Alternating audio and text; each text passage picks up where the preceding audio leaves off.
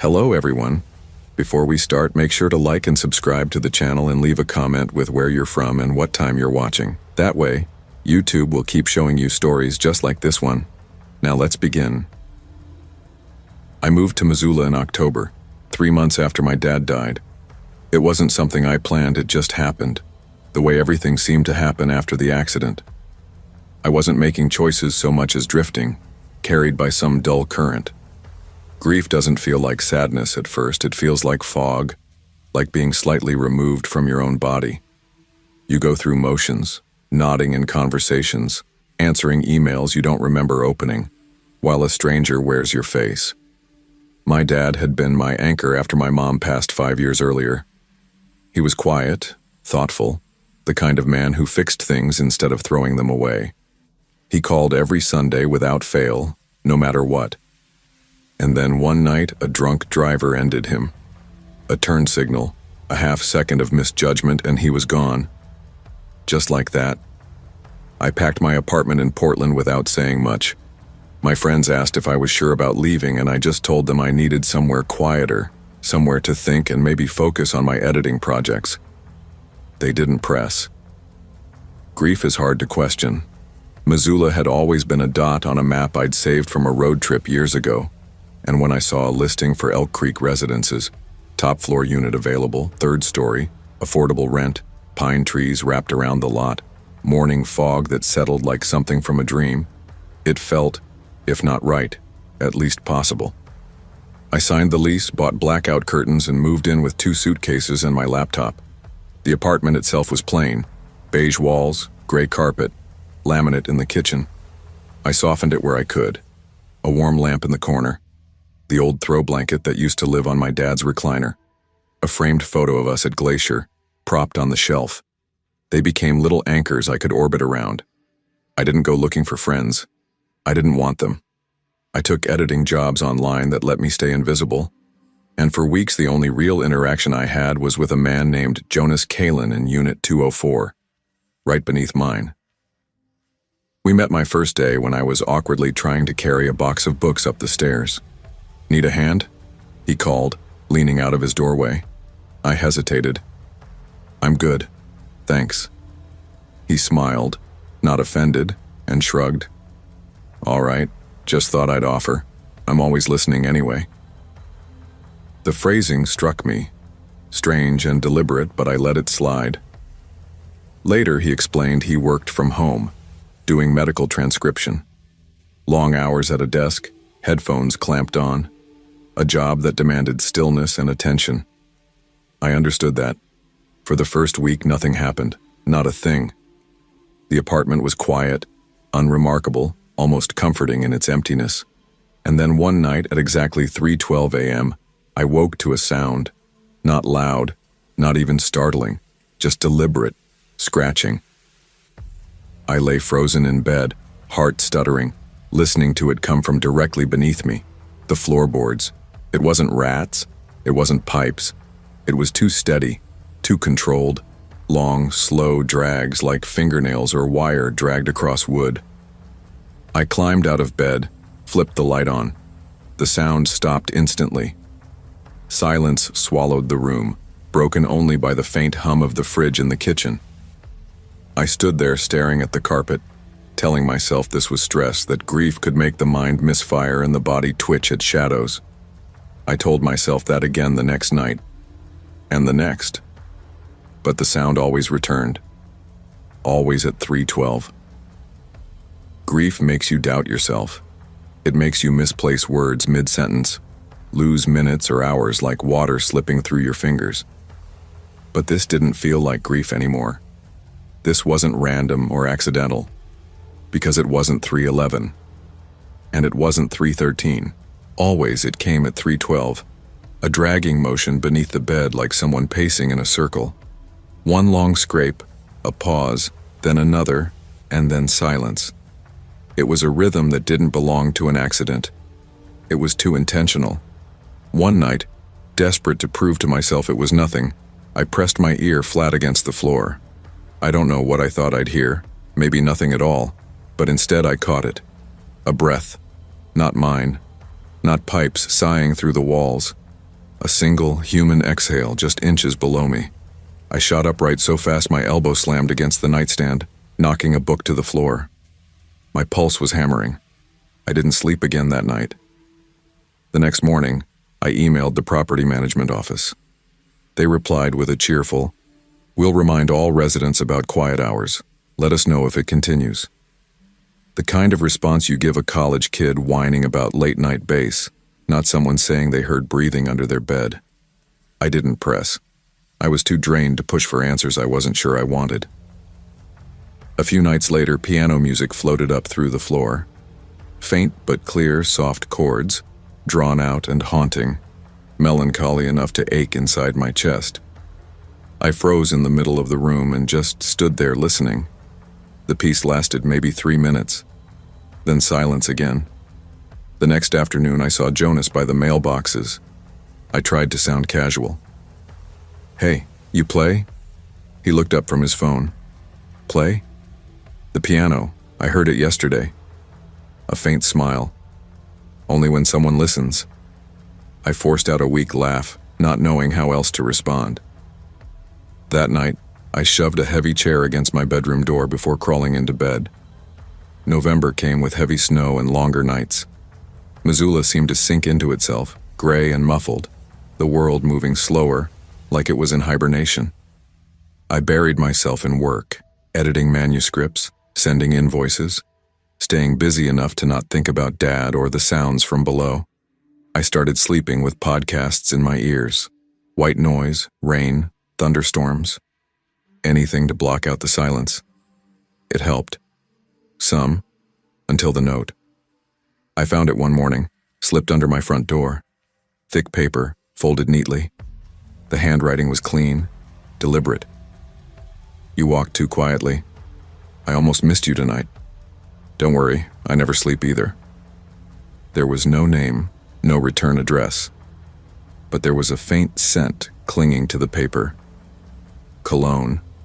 The exact same cologne I'd smelled on Jonas the day I moved in, the scent that sometimes lingered in the stairwell. I stood there trembling, gripping the note, weighing my choices. Knock on his door, scream, call the police, burn it. Instead, I reported it to the office. Their response was vague. "We'll check in with Unit 204. Nothing more. The following nights I barely slept. I locked the bedroom door, propped the chair against it, kept every light in the apartment burning. My nerves frayed until even the hum of the fridge startled me. I thought about breaking my lease, but some mix of pride, fear, and stubbornness pinned me there.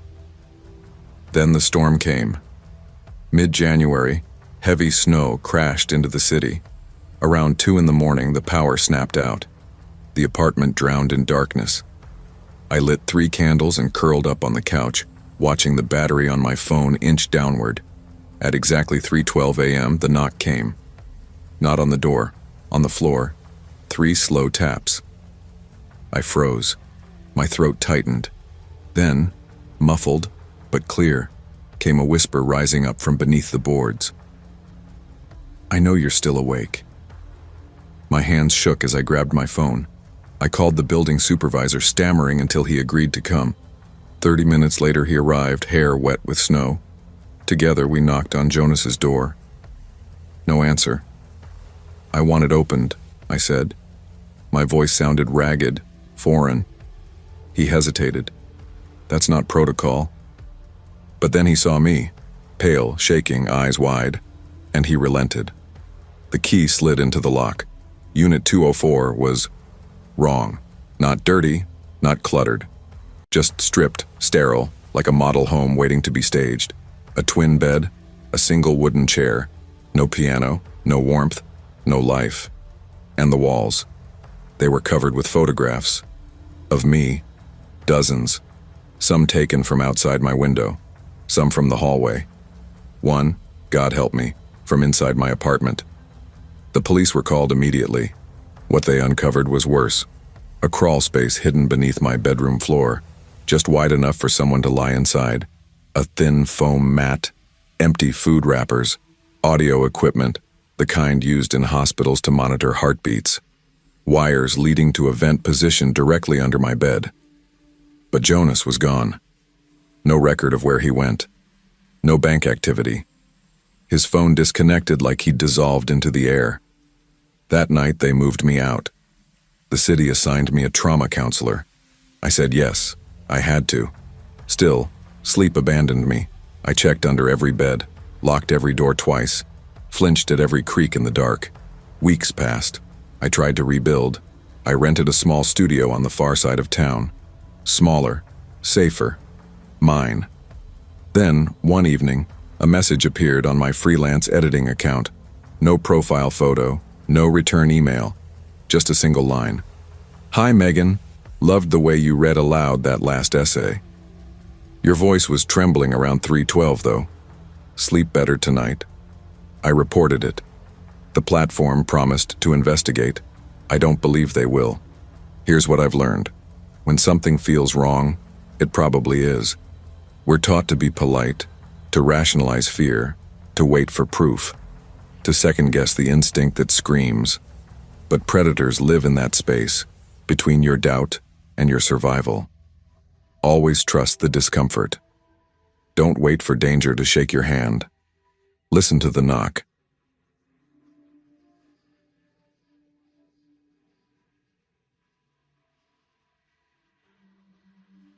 My name's Aaron Hale. I'm 32, recently divorced, 7.5 months sober, and renting a cramped 2-bedroom on the western edge of Flagstaff. The kind of apartment complex that looks like it was thrown together on a deadline, never finished, never loved. The stucco cracks in odd places like the building is trying to shed its own skin. In the hallway, a fluorescent tube hums with a sickly buzz that's probably been going since the Reagan years. You can hear everything through these walls. Sneezes, footsteps, fights muffled but still sharp enough to sting. The walls pretend at privacy, but they're paper thin. They can't hold anyone's life back. I came here after I lost custody of my daughter. That was the line I couldn't cross anymore. The day the judge said those words, I stopped drinking. I had to. I live here now to be closer to her, even if closer only means a couple of hours every other Sunday, walking slow circles around her school while some court monitor trails us with a clipboard. Work comes and goes. Substitute teaching, middle school English or science if I'm lucky. Kids who groan at Shakespeare and smirk when the frog's stomach splits open. When I'm not teaching, I read, I write. I keep journals now, one just for dreams, one for mantras, and another for the things I'll never tell anyone, not even my sponsor. It's safer to put the dark stuff on paper, safer than letting it spin in my head. But sleep? Sleep's always been the problem.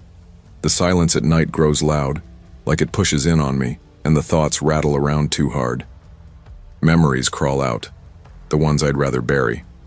So I sit at the window. Unit 207, top floor, end of the building. From there, I can see most of the parking lot. Nights pass with me watching lights wink out across the complex. Some windows glowing soft yellow, others blue with TV flicker. There's comfort in it, almost a rhythm. Except for one. Unit 209. Its window never changes. Always a strange green-blue glow like the light inside a fish tank. No flickering, no shifting shadows, just that eerie shade, dusk to dawn. It began the second week of January. I remember because it was the first snow that stuck since New Year's. I'd been up late grading 7th grade essays, the kind of writing that falls apart without autocorrect. Around 11, I heard a knock. Not loud, just polite. Hesitant. When I opened the door, a woman stood there. Mid-40s, maybe. Thin, sharp eyes, lips that looked caught between smiling and frowning, like she hadn't made up her mind which way to lean. Auburn hair pulled back into a messy ponytail, burgundy sweater, jeans, and in her hands, one bottle of wine and 2 glasses that didn't match. "Hi," she said. "I'm Danielle, 209. Thought I'd say hello."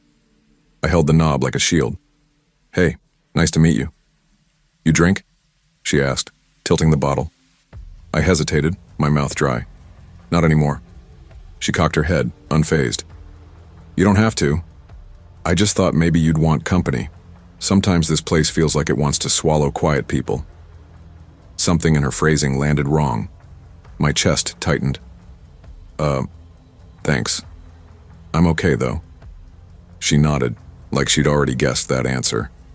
Then she looked me dead in the eye and said, lightly but not joking, "Do you ever feel like people can hear your thoughts when you're alone too long?" I blinked. Not really. Her half-smile lingered, unreadable. Right. Maybe that's just me. Then she turned and walked back to her door. I stood there, staring as the strange glow from her apartment spilled across the carpet, tinting the hall. The next few nights, nothing happened. Nothing but that light, always on, always the same, sinking under my skin. I told myself it was a salt lamp or some kind of therapy bulb. Harmless. But then came the noise. At first it was faint, a low murmur, like distant voices bleeding through the walls. I figured she was on the phone, but the sounds didn't fit. They looped. The same fragments over and over. One voice always crying, another whispering soft and desperate. Please, please, please. And once, only once, I swear I heard my name. Aaron. I froze, pressed my ear to the wall. Silence. I recorded it on my phone, played it back. Nothing but static, like the sound had hidden itself the second I tried to catch it. The next day I went to the leasing office, told them I was worried about noise at night. The guy at the desk barely looked up from his computer. "Danielle? She's quiet. You're probably hearing something from upstairs. Haven't had a single complaint." His voice was calm, dismissive, but that green-blue glow was already waiting for me back home. Are you sure it wasn't what I wanted to say? There is no apartment above, we're on the top floor. But instead of arguing, I just nodded like an obedient tenant and left. That night when I came back, the hallway outside 209 smelled strange. Burnt lavender mixed with melted plastic. The glow leaking from her apartment was even stronger, almost radioactive, and it made my own unit feel dim and lifeless in comparison. By late February, the dreams started again. Nightmares I hadn't had since I quit drinking. My daughter, locked in windowless rooms, her little fists beating on doors I couldn't open. A TV screen showing nothing but looping home movies of her crying. No sound except her sobs. Sometimes I woke and swore her voice was still in my head, small and broken, asking me why I let her go. The light from 209 pushed through the blinds and spread across my ceiling like murky water, rippling in the corners of my vision. One evening, I couldn't take it anymore. Around 8 p.m., I knocked on her door. My heart hammered in my throat like I was about to confront a ghost. Danielle answered almost immediately. She wore oversized black headphones draped around her neck, a loose cardigan slipping off one shoulder. Her eyes were rimmed red, but her smile looked as if I'd just interrupted something wonderful. "Hey," I said, forcing the words out. "Can I ask you something?" She slid the headphones off slowly, deliberately. "Sure." "What are you doing in there?" My voice cracked. "With the lights, the sounds. Are you recording something?" Her smile faltered, just for a second, but I saw it. "You shouldn't be out this late," she said, voice light but steady. "You never know what might follow you home." "I live here," I reminded her, suddenly defensive. Her eyes narrowed and she whispered, "That's the worst place to be." Then she shut the door. The nights that followed were worse. Scratching noises inside my walls, faint at first, like mice or a pipe shifting. Then knocking, repetitive, patterned. Tap tap, pause, tap tap tap, like code. One night, the sound jolted me right out of the shower. I ran dripping into the hallway, water pooling under my feet, only to find my front door standing wide open. No wind, no damage, just open. I panicked and ordered a motion camera off Amazon. I set it up in the living room facing the hallway. First night, nothing. Second night, I saw her. Danielle. Standing in my apartment at 2:17 a.m., perfectly still at the edge of the couch, her hands twitching, opening and closing like she was grasping invisible objects. She didn't move for nearly a full minute.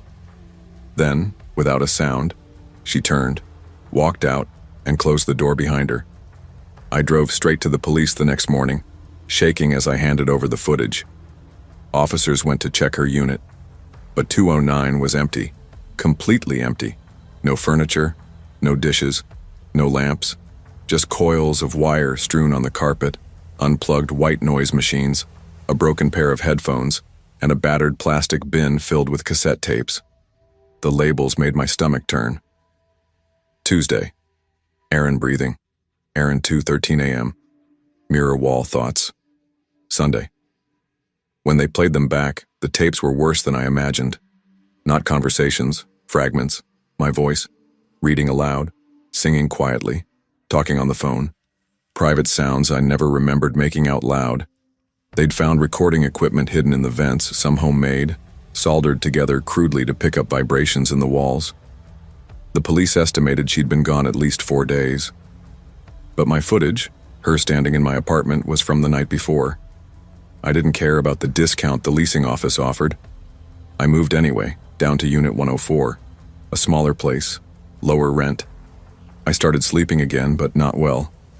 My routine turned obsessive, checking the locks 3 times before bed, shoving towels into vents, moving as silently as possible, like if I erased every sound I could erase myself. It never worked. 2 weeks later, an envelope slid under my door. No return address. Inside, one unlabeled cassette tape and a single note, scrawled in jagged handwriting like it was written mid-run. I found another way in. I never needed the wall. 2-9. I didn't own a cassette player and I didn't try to find one. I wrapped the tape in plastic bags, wore gloves, and threw it deep into the dumpster. That night I dreamed of Danielle. She was crouched by the vent near my bed, face pressed against the metal, smiling as she whispered, "You sleep too loud, Aaron. Not all intrusions shatter glass or break locks. Some slide through routine, through trust, through silence. They find a home in your thoughts. And once the boundary between privacy and obsession collapses, it isn't about what they can hear anymore. It's about what they've already recorded."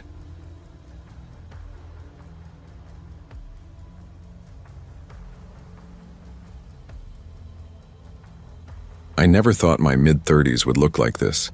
Days passing without a real conversation, weeks folding into each other in silence. I always imagined I'd have someone beside me, maybe a family of my own, not this hollow kind of solitude. But life doesn't exactly bend to plans. My mother's death rewrote everything. She spent the last 20 years of her life in that old house, the same one I'd spent most of mine trying to escape. When she passed, the air there felt heavy with her absence, as though the walls themselves were still waiting for her footsteps.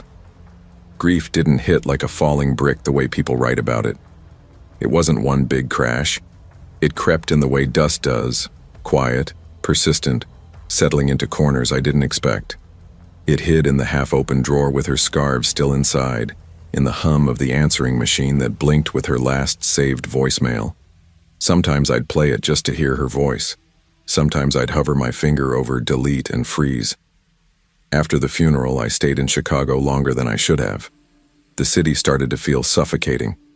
Walking down streets lined with strangers' faces, hearing the unending grind of traffic, I felt like I was drowning in a current of noise. None of it was familiar. None of it was hers. Eventually, I packed my gear, loaded my car, and drove north. The Upper Peninsula had always called to me when I needed air, so I let the highway lead me there. Marquette isn't much on paper, but that was the draw. In summer, it hums softly with visitors, but come fall it quiets, and by November it feels like the whole town exhales and slips into hibernation. That kind of silence, that kind of distance was exactly what I wanted. I rented a 1-bedroom in a row of modest villas on Spruce Street. Riverbend Villas, Unit 11. It wasn't much, but it was clean, with a back porch that looked out over a ridge where the tree line caught the wind. On the other side of that ridge was Unit 10. Same porch, same layout, but its windows were always dark, the blinds always drawn. My work fit the place. Wildlife photography doesn't ask much from you socially. Just patience, an eye, and the willingness to wait. Most days it was me, my camera, and the company of deer slipping through the brush, foxes cutting low across the grass, the echo of wings overhead. Nights were spent hunched over my desk, editing, headphones humming with whatever playlist kept me awake. I told myself I didn't need anyone, and for a while, I believed it. Then came the storm. It was late August, the kind of night where thunder doesn't just rumble. It cracks open the sky and makes your ribs vibrate. I had just brewed tea, the lights low, when lightning flashed against the bluff. Instinct made me turn toward the window, mug halfway to my lips. And that's when I saw her. A woman, mid-40s maybe, thin face, pale in the wash of the storm. She was standing in the back window of Unit 10, not moving, just staring, directly at mine. Her eyes locked across the distance like they'd been waiting. The lightning stretched her features into sharp relief, every line of her face etched in that brief blaze of white. She wasn't some reflection. She was behind the glass, and she didn't blink.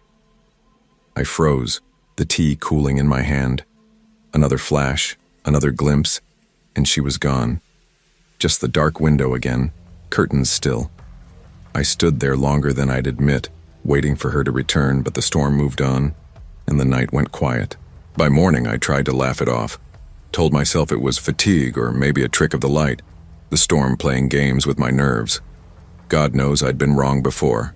But the next night, 1:38 a.m. exactly, there she was again. Same pale face, same window. And then the night after that, always at the same time, always with the same unnervingly blank expression. Not sadness, not anger, just presence. When I finally mentioned it to Harold, the property manager, he chuckled in that half-hearted way people do when they'd rather not talk about something. Unit 10? He said, scratching at his jaw. Nobody's in there. Hasn't been since April. Lady who lived there before. She kept to herself. Left one night without saying a word. Told me she thought she heard voices in the vents. His laugh died quick after that. That night I didn't sleep. Not because I was afraid of her exactly, but because now I knew I wasn't just imagining it. By the end of September, the whispers began. Not loud, not sharp. Just soft threads of breath slipping through the vent above my bed, curling into the room when everything else was still. Always late, always broken into pieces. That's what the voices said at first. He's too quiet. We don't like the quiet ones. He hides behind animals because people scare him. Would he bury her in the woods too? They weren't just whispers anymore. They were sentences, thoughts, about me, about things I had never told anyone, things I barely admitted to myself. Every word slithered out of the vent above my bed like breathless confessions, too close, too knowing. I stopped sleeping with the window open. I unplugged everything in the apartment. Camera, laptop, toaster, anything with a plug. Didn't matter. The voices still came. Then, on a cold Monday morning in early October, I found something waiting for me on the porch table. A disposable camera. No note, no name. Just sitting there bone dry even though rain had hammered down all night. I stared at it for hours, afraid to touch it. I wanted to throw it away, but curiosity and dread have a way of working together. By noon, I was at a photo shop downtown, hands sweating as I handed it over. 12 photos. All of me. One of me bent over the sink, shaving. Another of me making coffee, steam curling from the mug. A third of me curled on my side in bed, blanket half pulled up. My throat locked. But then there were others, ones that didn't make sense. Shots taken from inside my apartment, angles I couldn't explain. Looking out at my porch, at my desk from behind my shoulder while I edited. One was from the hallway. The hallway only I had keys to. I went straight to the police. The officer was polite, detached, like he'd heard stranger stories.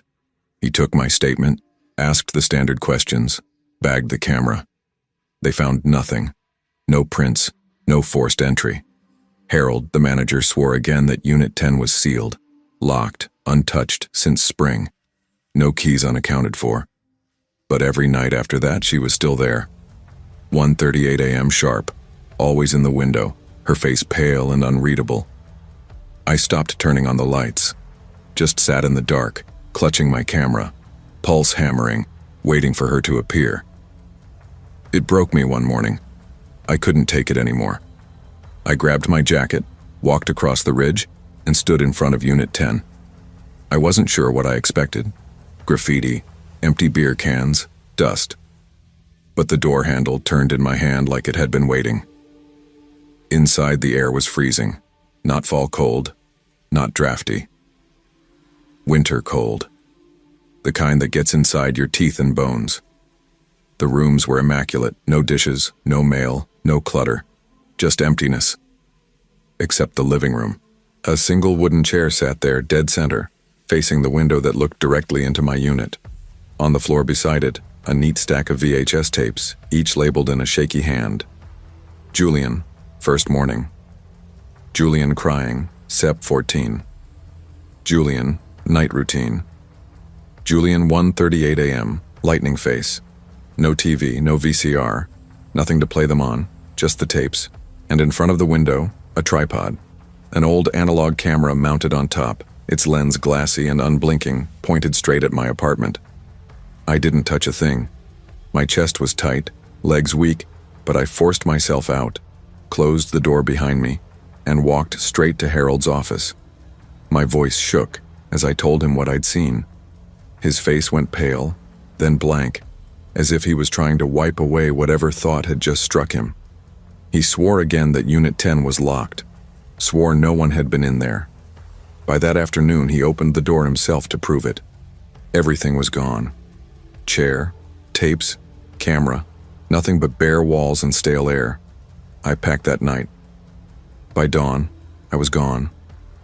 I told myself it was grief, trauma bending my mind, but I knew better. A month later, on a project near Traverse City, I checked into a roadside motel. I was exhausted, drained from shooting all day in the woods.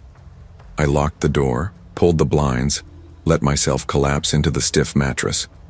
For the first time in weeks, I thought maybe I was safe. Then my burner phone buzzed, the one I only used for maps. One message from an unknown number. Window looks good from this angle. Still prefer 1:38. My stomach dropped. I didn't reply. I didn't even think. The next morning, I hurled the phone out of my car window, left it in a ditch somewhere along the highway. And still, even now, I tape over every lens, every vent. Because the truth is simple. I never saw her blink. Not once. Sometimes the things we think are private aren't hidden at all. In a world that watches more than it listens, silence isn't safety. It's a beacon.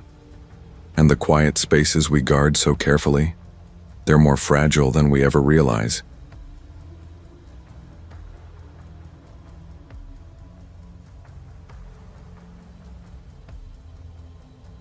Long before I ever packed up and drove to Asheville, I used to lie awake at night wondering what starting over would actually feel like. Not the glossy Instagram version with fairy lights strung perfectly across a tiny kitchen, or a brand new set of hobbies and a spotless espresso machine waiting on a windowsill. No, I mean the real kind. The kind where you shove the last of your belongings and what's left of your dignity into the trunk of a used hatchback, sob through every highway exit sign on I-85, and land in a place where no one knows your name or the things you've endured. After I left Charlotte, and him, I kept telling myself I wasn't running. But the truth? I was sprinting. Desperate for a finish line that probably didn't exist. The Maple Hollow apartments weren't much to look at, but Unit 1A had ivy crawling up the brick-like veins and hardwood floors that groaned underfoot as though they had stories of their own. The place smelled faintly of lemon cleaner and the damp, tired plaster walls. It was quiet. That was all I wanted. Quiet and a door with a lock that belonged only to me.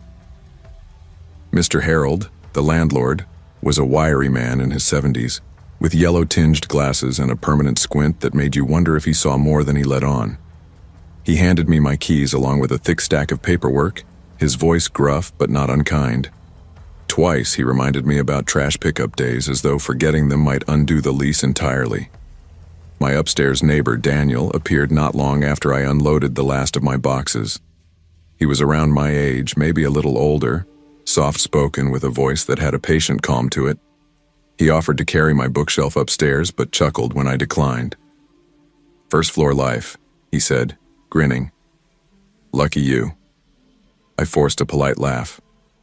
"Thanks, I guess. Just, if you hear me crying through the vent, do me a favor and mind your business." He smiled at that, but there was a flicker in his eyes I couldn't quite place. "Safe hours," he said lightly, almost under his breath. "Already memorized your schedule." I laughed, assuming sarcasm. I wanted to believe it was sarcasm. That first night I sat cross-legged on the floor, takeout container balanced on my lap, my cat Benny curled against my side, purring like a small engine. The boxes towered around me like walls I hadn't dismantled yet. For the first time in months, I didn't feel like someone's shadow was leaning over my shoulder. I didn't feel watched. I thought, this must be peace. But peace, I've learned, can be nothing more than a performance right before the stage collapses. Days settled into something like routine. I found a job at a local cafe, started scribbling poems again. They were rough, clumsy, but they were mine. Most nights I fell asleep to the faint hum of traffic and the muted thump of Daniel's footsteps above me. He was polite, neighborly, never intrusive. When I admitted I was struggling to sleep, he suggested a podcast. Oddly enough, it was the exact one I already listened to. "Small world," I said with a laugh. "Or maybe I just have good taste," he replied, his mouth smiling, though his eyes didn't quite match. A week later, I joked to him about craving peanut butter cups. The next morning, a pack appeared at my door. "You didn't hear me say that out loud," I said slowly. He tilted his head, smiling just enough to unsettle me. "Didn't I?" I told myself it was nothing, that trauma rewires your brain to see threat in every shadow. Kindness becomes suspicious. Timing feels like intrusion. I tried to let it go, bury myself in work, in healing, in anything that wasn't the growing suspicion of eyes on me. But then my backup charger vanished. A few days later, Benny's collar was gone. I assumed I'd misplaced them, until I found my journal lying open on a page I hadn't touched in weeks. I bought a cheap indoor camera, aimed it at the entryway, and told no one. The next day, the battery was drained, dead without explanation. I didn't sleep well that week, and when I finally managed to lock myself out of the apartment, standing there with no keys, no plan, and a sick twist in my gut, I felt like the biggest fool alive. I was standing barefoot on the front step, socks damp against the concrete, juggling a bag of groceries and muttering curses at myself, when Daniel appeared behind me like he'd been waiting for that exact moment. "Forgot your spare?" he asked casually, like it was the most ordinary question in the world. I blinked at him, caught off guard. "What spare?" He smiled faintly and held up a key between two fingers. "My spare key, the one I kept under the microwave in my apartment. You left it sticking in the laundry room door a few weeks ago. Figured I'd keep it safe for you, just in case." I stared at the key, my stomach lurching, but my face remembered to perform gratitude. With numb fingers, I took it from him, forcing out a brittle smile. "Thanks," I said softly, voice thin. That night, I installed a chain lock. I shoved a chair under the handle too, the way you do in cheap motels when you don't trust the walls to keep anything out. My pulse refused to settle, and Benny was restless too. He kept staring at the ceiling like something up there had his attention. The pacing began 2 nights later. I could hear him through the floorboards, heavy, deliberate steps, back and forth. 2 a.m., 3 a.m., still pacing. My nerves frayed with every thud. I texted Mr. Harold, asking if any other units were available, explaining I wanted to move. He never responded. The next morning, there was a sticky note on my door. The handwriting was neat. Careful. Leaving already? You were doing so well this time. I liked watching you start over. My chest tightened. I called the police. They came, searched the apartment. Nothing missing. No forced entry. The note didn't have usable prints. Could be a prank, one officer said with a shrug. We'll keep a report on file, but there's nothing actionable. Nothing actionable. The words echoed like a cruel joke. That night I left every light burning. I woke before the sound, before anything even happened. My body knew before my mind caught up. The air was cold, wrong, weighted. Benny wasn't curled on the bed. My eyes darted around the room, heart hammering. That's when I saw it. The bathroom mirror was fogged as if someone had just stepped out of a hot shower. My camera was off again. I stumbled into the hallway. Benny was wedged under the kitchen counter, trembling. My hands shook as I dialed my brother. My voice came out in a whisper. I think someone's been in here. He didn't pause. Get out now. Don't wait. Grab your bag and go. I threw clothes and essentials into a tote, snatched my keys, and sprinted for the door. The chain lock lay on the floor, cut clean. I froze, breath locked in my chest. Someone had been inside. Not just once. While I slept. While I dreamed about peace, about poems, about peanut butter cups, someone stood in the dark and watched me. I didn't think. I ran. My aunt helped me break the lease and I moved to Nashville where she lived. I found work in another cafe. I signed up for therapy. I started unpacking in new ways, learning that trust is a muscle. It weakens, it withers, but it can grow again, though slowly, painfully. Still, sometimes I flinch when I hear footsteps overhead. Sometimes I press my ear to the wall, waiting for something I can't name. 2 weeks after the move, the voicemails began. No number, no voice, just footsteps. Slow, steady, the sound of pacing on old hardwood floors. I don't answer them anymore, because sometimes danger doesn't kick down your door. Sometimes it smiles from the hallway, learns your favorite podcast, remembers your cravings, holds on to your spare key just in case. We teach ourselves to swallow our instincts, to be polite, to seem sane. But the truth is brutally simple. When something feels wrong, it probably is. Trust your gut. It might be the only thing that saves you from the thing upstairs.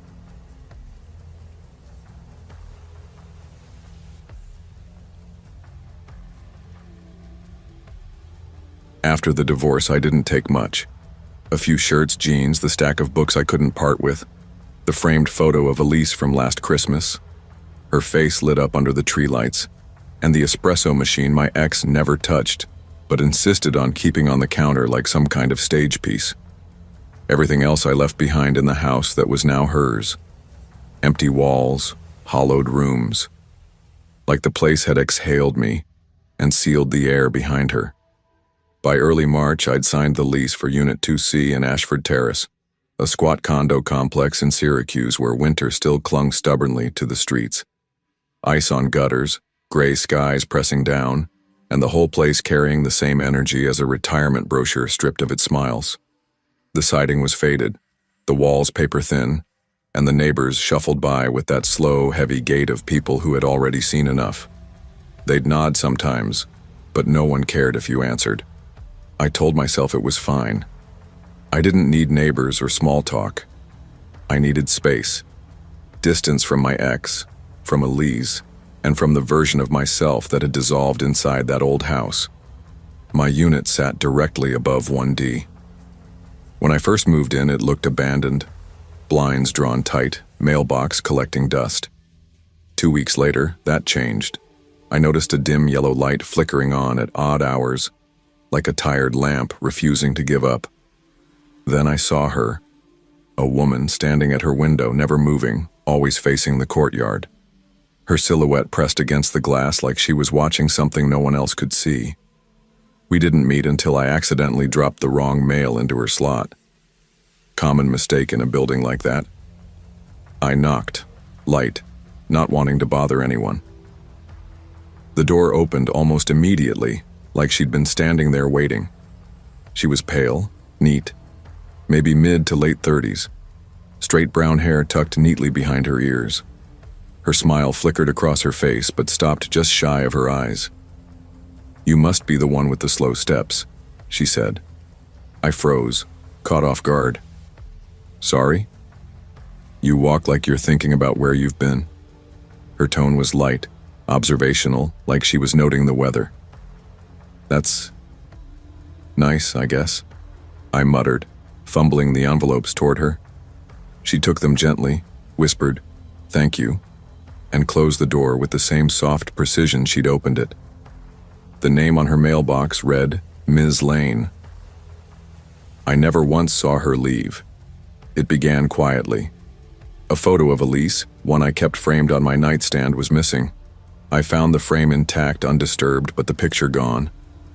Days later, it reappeared on the floor outside my unit, torn across the middle, face down on the mat.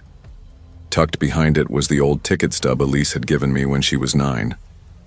Then the note started. Post-its slipped under my door, written in hurried scrawl. "It's sad to hear people cry through the vents." Same line twice, once in blue ink, once in pencil, like reminders from a stranger cataloging my weakness. Sleep unraveled. I blamed it on stress, on the divorce, the hollow ache of guilt. I buried myself in longer hours at the school. I scrolled endlessly through online shops without ever hitting buy. Phone calls with Elise became shorter, colder, her voice hardening into something that echoed her mother's. I started showering at the gym, left the bedroom TV on through the night just for the company of noise. Told myself I was paranoid, fragile, dramatic. But some quiet part of me, the part I couldn't reason with, kept whispering that the walls of this place weren't right. One morning, just after 4 a.m., I woke to the sound of something dragging in the hall. I cracked my door open. Ms. Lane was kneeling on the carpet, pulling a large black garbage bag across the hallway floor. Her left hand was wrapped in a blood-stained bandage, fresh red seeping through the gauze. She looked up at me, her eyes calm, her face pale, and gave a thin smile. "Sorry," she said. "It's just old things. I'm finally throwing out old things." Her voice was light, like she was explaining a trip to the grocery store. I closed the door before I could ask what was in the bag. The next day I bought a doorbell cam, one of those models that sends you a push notification whenever there's motion. I wanted proof, or at least reassurance. But nothing came. No alerts, no movement, no strangers at the door. Just silence. So I started writing everything down. Dates, times, the noises I thought I heard, the shapes I imagined I saw, like cataloging shadows. It helped a little. One afternoon I spotted her again. Ms. Lane was standing in the courtyard in the drizzle. No coat, no umbrella, her hair plastered to her cheeks. She just stood there in the wet grass, staring up at my unit. Her face was blank, almost empty, like she wasn't looking at me but straight through me, past me into someplace only she could see. In June, a transformer blew near the back entrance. The whole complex went dark for 4 hours. I lit candles, drank coffee cold from the fridge, told myself it was no big deal. But the next morning, something was wrong. Not obvious. Not at first. The bedroom felt heavy, the air thick, like it had been breathed in by someone else. The sheets weren't just rumpled, they were shifted, tugged at, the way someone might pull them halfway straight and then stop. On the nightstand was a glass of water, clear, cold, condensation still clinging to the sides. I don't sleepwalk, I don't drink water at night, and I don't own that kind of glass. Just past the threshold of my room, pressed into the hardwood, were 2 damp footprints. Bare, small, delicate, like they belonged to someone who wanted to be quiet but didn't care if I found out later. The police came. I asked them to search her unit, to just look. They shook their heads. No cause, no warrant. "She's not home anyway," one officer muttered. They left me standing there, more unsettled than before. I checked into a Motel 6 off the highway for a week. Thin blankets, buzzing neon sign outside, but at least I could sleep without wondering who might be standing in the next room. When I returned, nothing had changed. The lights in Ms. Lane's unit still glowed pale. Nobody said anything about where I'd gone. Mr. Alberti from 3B gave me his usual nod like I'd never left. My mailbox was stuffed. I sorted through it absent-mindedly, coupons, a catalog, the electric bill, when a single folded sheet slipped out. No envelope, no stamp, just careful cursive on white paper, tight and deliberate, like someone practicing how to look normal. "I can still hear you breathing even when you're quiet. I like the version of you that sleeps. You're safest when you're asleep." I didn't pack like someone preparing to move. I packed like someone fleeing. By midnight, I was gone. No forwarding address, no polite goodbyes. Just the hum of the highway beneath my tires and a tight, burning ache in my throat. The same ache I'd felt on Elise's last birthday when she refused to blow out the candles with me there. I live in Rochester now with my cousin. It's nothing special. Longer commute, noisy street. But the nights are quieter in my head. I reach out to Elise more, slowly, carefully, like we're building a bridge over charred ground. Hearing her voice still makes my chest hurt, but pain, at least, means there's something alive. Last month, I got an email from an address I didn't recognize. No subject, no text, just one attachment, a video. My heart stalled when I opened it. The angle was low, fixed. The grainy shot came from the floor vent by my bed. I was sleeping, mouth slightly open, sheets rising and falling. The camera caught every breath. When we lose everything, family, routines, the version of ourselves we thought was permanent, we look for stability in the wrong places. We excuse the strange, ignore the red flags, rationalize the terrifying just to feel grounded. But trust isn't just about other people. It's about yourself. About listening to your own instincts, your own discomfort, your own fear. Because the truth is, the scariest monsters don't always break in. Sometimes they've been watching from below the whole time.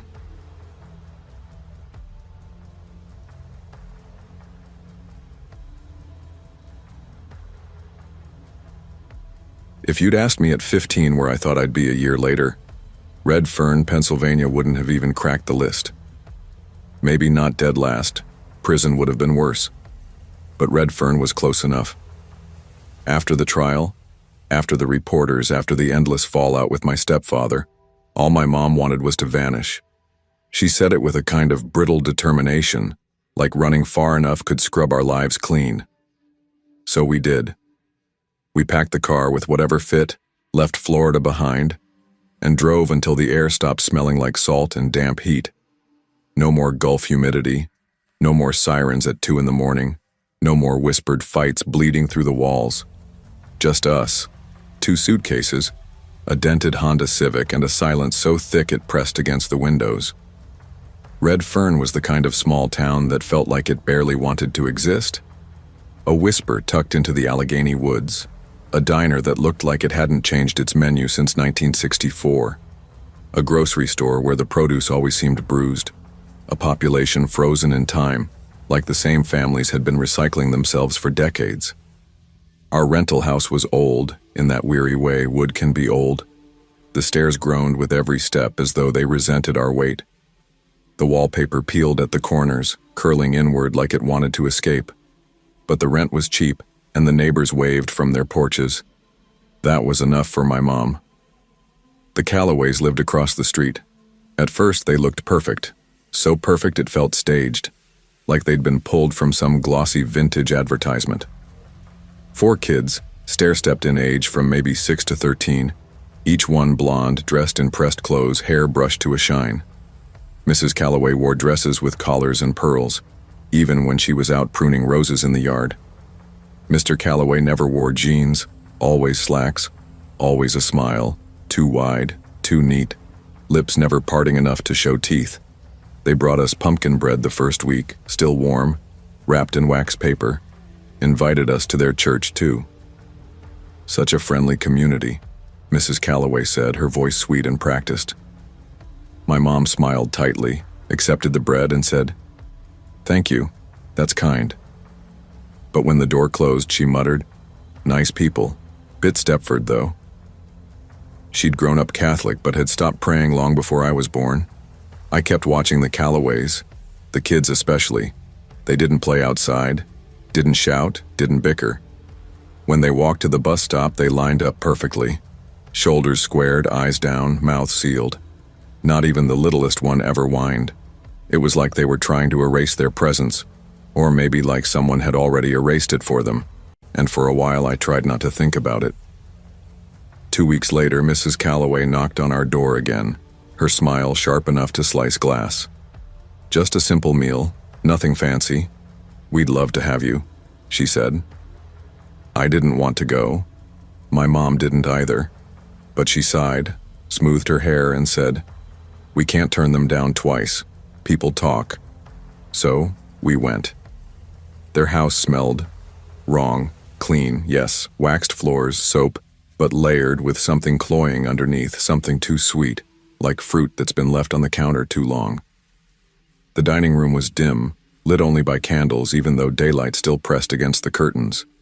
Each place setting was arranged with mathematical precision, silverware polished until it gleamed. Before dinner, the children lowered their heads and recited grace in perfect unison. The words were flat, practiced. Their voices didn't rise or fall, just droned, mechanical. It went on for minutes, longer than any prayer I'd ever heard. I counted blinks. None of them did. The food was meatloaf, plain, warm, tasteless. I chewed and swallowed, and every bite seemed heavier than the last. Halfway through, the youngest boy, Caleb, dropped his fork. It clattered against the plate, sharp in the stillness. He started whispering, fast, his voice low and strange. Not English. The sounds curled like something old, guttural, maybe Latin. I couldn't place it. His eyes rolled back, leaving only the whites. His body went rigid, small hands trembling against the table. My mom's fork slipped from her hand. She sucked in a sharp breath, reached under the table, and gripped my wrist. Her smile was frozen, brittle. "Time to go," she murmured, voice so low I almost didn't hear it. Then louder to the Calloways, "Ellie just remembered she has a project for school." Mrs. Calloway's smile didn't falter. She didn't even glance at Caleb, who was still whispering, stiff as a board. We excused ourselves as politely as we could. When we got home, my mom locked her bedroom door for the first time since we'd moved in. I lay awake, staring at the ceiling, straining to hear anything. Crickets, wind, cars on the road. But there was nothing. No sound at all, like the Calloway house had swallowed the whole night. Things got stranger after that dinner.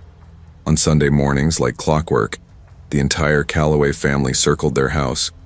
7 times, never more, never less. Always clockwise, always barefoot, their pale feet padding silently against the frost-bitten grass. Mr. Calloway walked in front, clutching a thick black book that seemed older than the town itself. Sometimes he shouted words I couldn't make out, his voice sharp and trembling like it was splitting in two.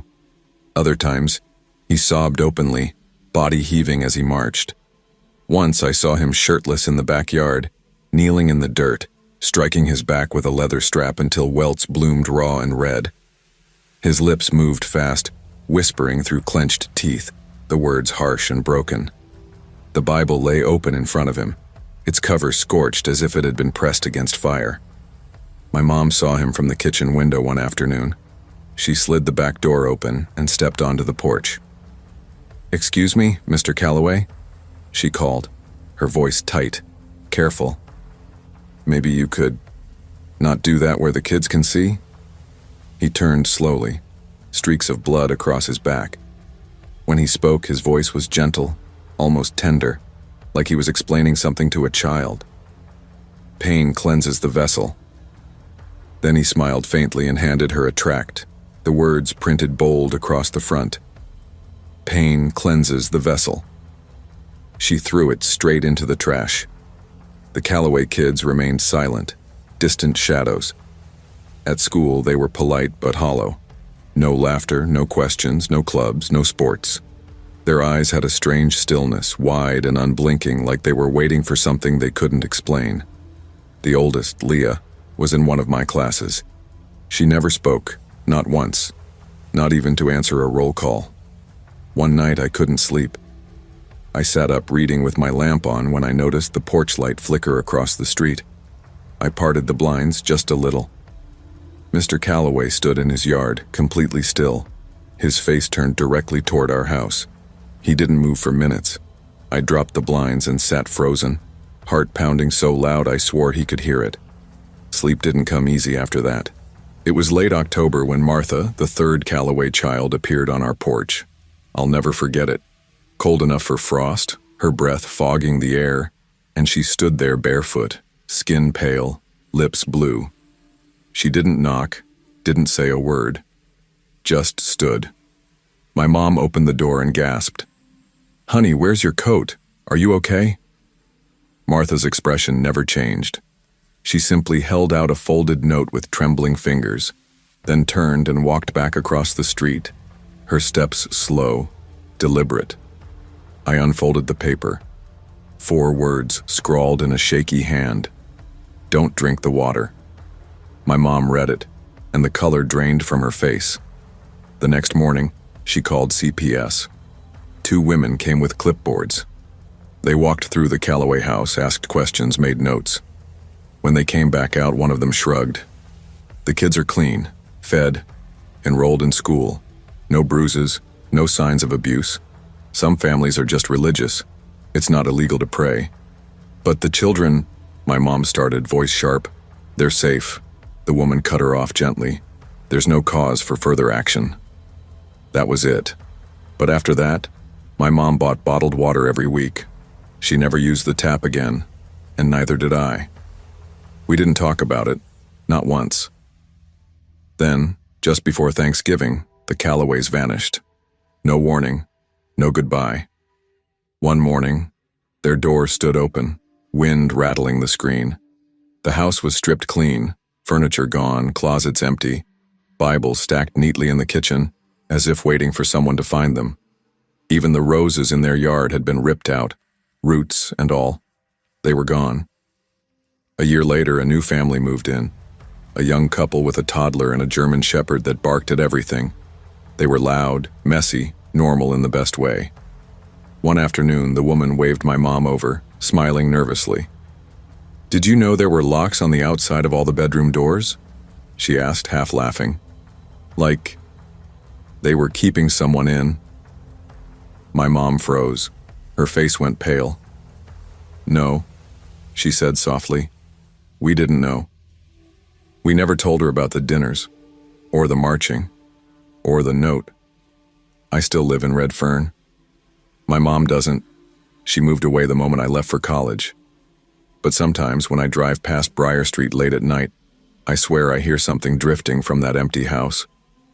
A low, steady murmur, chanting, faint but insistent, like footsteps circling in the dark. Not every nightmare comes with blood or screaming. Some wear ironed shirts and hand you warm bread. Evil isn't always loud. It's patient. It hides behind neat curtains and quiet children. The families who look perfect from the outside, sometimes those are the ones you should fear most. Listen to children. Trust the unease in your gut. And never ignore a warning, no matter how small it seems.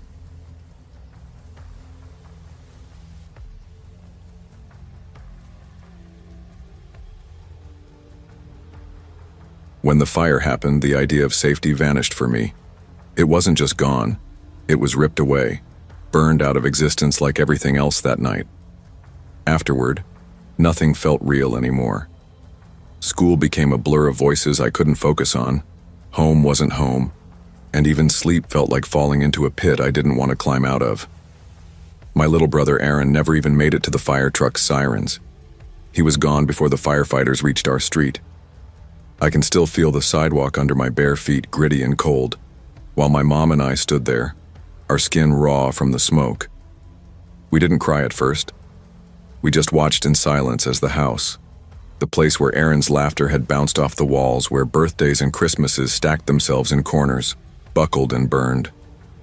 Later, when the shock broke open into grief, my mom told me through clenched fists and shaking breaths that we couldn't stay. "We'll start over," she said, her eyes swollen, voice torn. Far away, somewhere no one knows us, no one whispers. So we left Phoenix behind, every street, every memory, and drove until the desert gave way to fog, until the nights grew sharp enough that our breath came out like smoke. That's how we ended up in Elm Valley, a place you didn't stumble into unless you'd already lost your way. It was gray in a way the desert never was, the air heavy with damp earth and pine needles that clung to your clothes. Our new house sat at the end of a small cul-de-sac with just 5 homes and a single flickering streetlight. The walls were thin enough that you could hear every cough, every creak, every late-night TV from the neighbors. And right beyond our backyard stood the greenhouse. It leaned crookedly, like it was bowing under the weight of time, tucked at the edge of the lot next door. The glass panes were clouded with streaks, a few cracked like old bones, and thick vines coiled around its frame as if they were trying to drag it underground. But what struck me most wasn't the decay, it was the glow. A pale greenish-yellow light pulsed from within, faint but steady, like a heartbeat caught under glass. The greenhouse belonged to Mr. Denton, our neighbor. He lived alone in a weathered brown house right beside ours, bald, heavy-set, always in the same oversized coveralls. His mouth barely ever moved into a smile, and when it did, it never reached his teeth. He wore rubber gloves constantly, outside, in town, even once when I saw him at the grocery store, as if the world itself was too filthy for him to touch. He never really spoke to me, just nodded when we crossed paths. Sometimes he'd stare a little longer than people normally do, long enough to make the air feel tight. Once I asked my mom why his car never seemed to go anywhere, why the same muddy tire tracks showed up outside his driveway like a repeating pattern. She gave me that dismissive smile that parents use when they're tired. "Some people just like quiet lives," she said. But the quiet around him didn't feel natural. It felt constructed, arranged like furniture in a room no one lived in. Then the disturbances started. First, my phone. Calls came late at night, no caller ID, just a soft static at first, but underneath it was something, a buzzing, insect-like, as if bugs were trapped and struggling against plastic. I'd hang up, but it would call back again. Then came the windows. My bedroom window was always locked before I slept, but I'd wake to freezing air cutting across my face. The latch undone. On the sill, muddy prints, small ones pressed in as if someone had been standing there in wet boots watching. I tried to tell myself it was trauma, that losing Aaron and the fire had left me cracked, and my brain was filling in the dark with things that weren't there. Shadows twitching when they were really still, sounds that weren't sounds. My therapist had warned me about that, how grief can twist your senses. But then the soccer ball changed everything. One afternoon I kicked it too hard and watched it sail over our fence into Mr. Denton's yard. The ball disappeared into the grass behind the greenhouse. I didn't want to ask him for it. Just the thought of knocking on his door made me feel like I was crossing some unspoken boundary. So instead, I slipped around the side yard, moving slowly, quietly, like the silence itself would scold me if I broke it. His yard was unnatural in its stillness.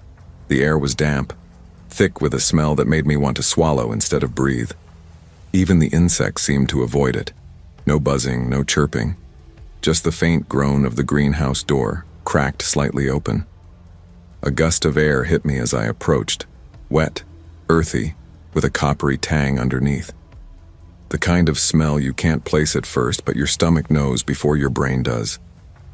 Against every rational thought, I leaned closer and peered through the gap. Inside, it wasn't rows of plants like I expected. No tomatoes, no herbs, no soil trays. The shelves were lined with jars, Dozens, maybe hundreds, stacked neatly, each one catching the faint green glow. Some glass was cloudy with age, others were spotless, freshly wiped. And on each jar was a label, not the names of plants, not dates, not scientific notes. They were human names. Ava, Tyler, Kay. Some were reduced to just initials, all written with meticulous, surgical neatness. And inside the jars were scraps. Some jars held tangled clumps of hair, matted and gray like they'd been cut away decades ago. Others contained yellowed fingernails, curled slightly, pressed against the glass like they wanted out. One jar had a molar floating in cloudy liquid, the root still intact, jagged like it had been ripped straight from a jaw. My stomach turned. I didn't force myself to look at more. My body decided for me, feet moving before my mind caught up. I bolted, leaving the soccer ball to rot in the grass. That night I told my mom everything, every detail from the smell to the names on the jars. I expected her to look horrified, to grab me and shake the truth out of me. Instead, she rubbed her forehead and let out this tired sigh, like she'd already known something was coming. "Jonah," she said softly, her voice heavy with the kind of patience adults save for children they think are fragile.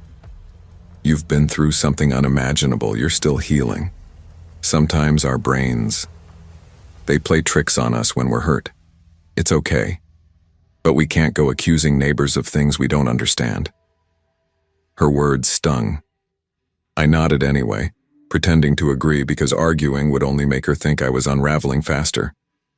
But I didn't sleep a second that night. A week later, Mr. Denton came to our door. I hovered in the hallway while Mom opened it. He stood there with a wicker basket cradled in his gloved hands. Inside were vegetables, plump tomatoes, leafy greens, and pale carrots so white they looked wrong, their roots still caked with soil.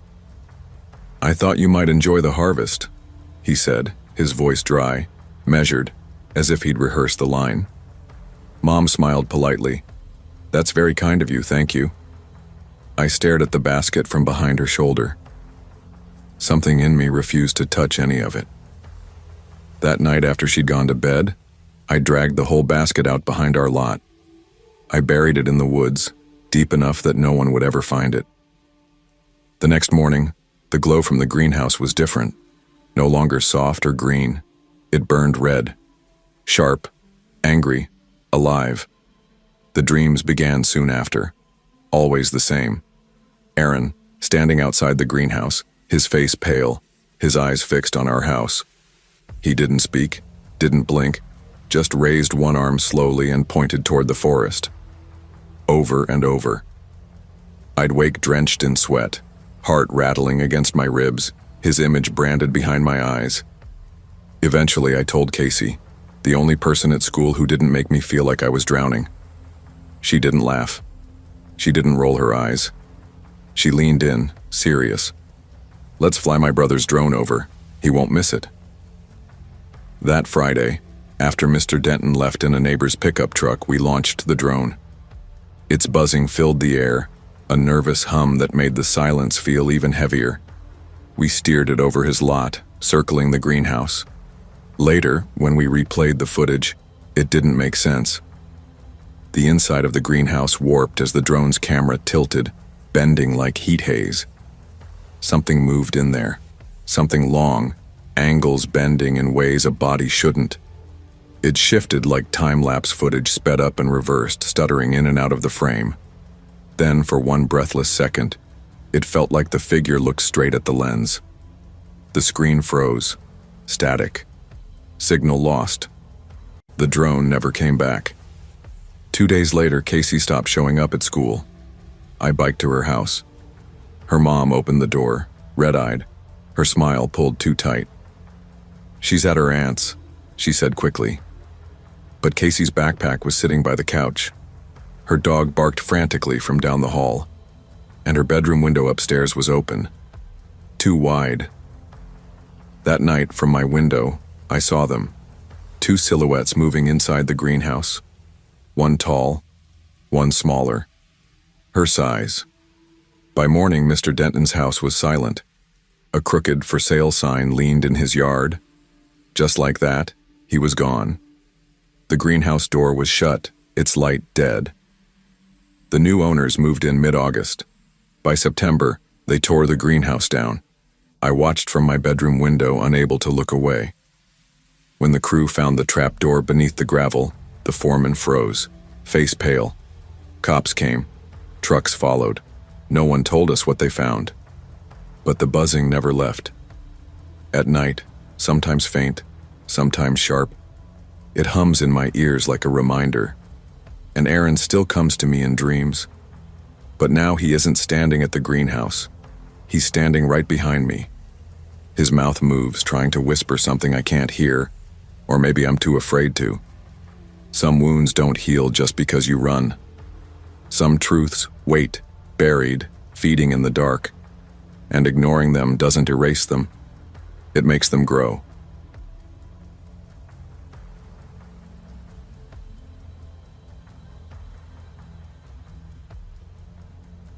People think quiet means peace. They don't tell you it can press in on you heavy as wet blankets until you can't breathe. I was 19 when I moved into Green Pines Estate, a place you wouldn't even glance at twice from the road.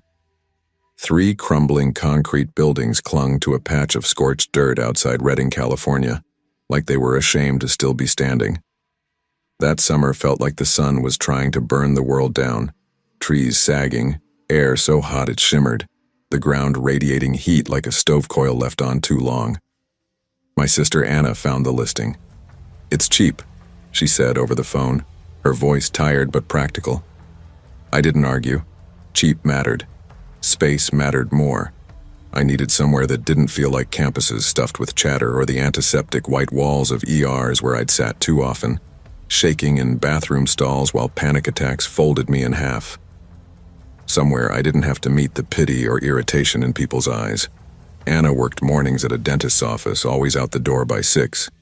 I worked nights at a gas station where the fluorescents hummed louder than customers, and the customers were usually tweaking. Our schedules passed each other like trains in the dark. She had the master bedroom. I took the small one down the hall. It worked. At first, anyway. Those first few nights I thought maybe I'd finally struck some kind of balance. I'd get home just after 1, take a quick shower, heat up leftover noodles, then scroll my phone until the meds made my thoughts slow down. It was ordinary, simple, manageable. Then 2 a.m. came. The first night, it was faint. A dragging sound, slow, steady, like someone pulling heavy furniture across tile. The rhythm set my nerves on edge.